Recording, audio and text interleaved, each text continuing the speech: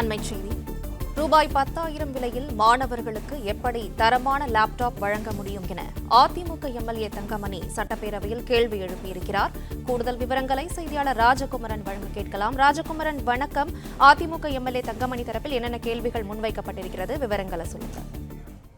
தமிழக அரசு நிதிநிலை அறிக்கையை வெளியிட்ட பொழுது அதில் மிக முக்கியமான ஒரு அறிவிப்பாக இருந்தது. 20 லட்சம் மாணவர்களுக்கு, கல்லூரி மாணவர்களுக்கு, மேல்நிலை கல்வி பயிலக்கூடியவர்களுக்கு என்று 20 லட்சம் மாணவர்களுக்கு 20,000 கோடி ரூபாய் மதிப்பீட்டில் லேப்டாப் தயாரிக்கப்பட்டு வழங்கப்படும் என்ற அறிவிப்பு முதன்மையாக இடம்பெற்றிருந்தது.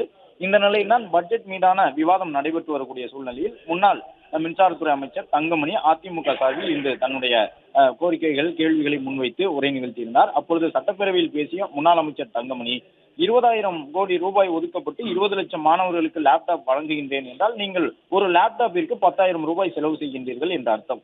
ஒரு லேப்டாப்பை 10,000 ரூபாயில் உருவாக்க முடியுமா? அப்படி உருவாக்கினால் அது தரமாக இருக்குமா? எனவே இதற்காக கூடுதலாக நிதி ஒதுக்க வேண்டிய தேவை இருக்கின்றதா என்பதை குறித்து நீங்கள் ஆராய வேண்டும். 10,000 ரூபாயிலே கண்டிப்பாக ஒரு தரமான லேப்டாப்பை உருவாக்க முடியாது என்று தங்கமணி தெரிவித்திருந்தார். அது மட்டுமல்லாமல் இது குறித்து வரக்கூடிய நாட்களிலே, குறிப்பாக நாளைய தினம் பதிலுரை வழங்குவதற்காக நிதியமைச்சர் தங்கம் தென்னரசு பேசும் பொழுது 10,000 ரூபாயில் தரமான லேப்டாப் வழங்குவதற்கு தமிழ்நாடு அரசு என்ன திட்டத்தை வைத்திருக்கின்றது என்பதை தெரிவிக்க வேண்டும் என்றும் அவர் வலியுறுத்தி இருக்கின்றார்.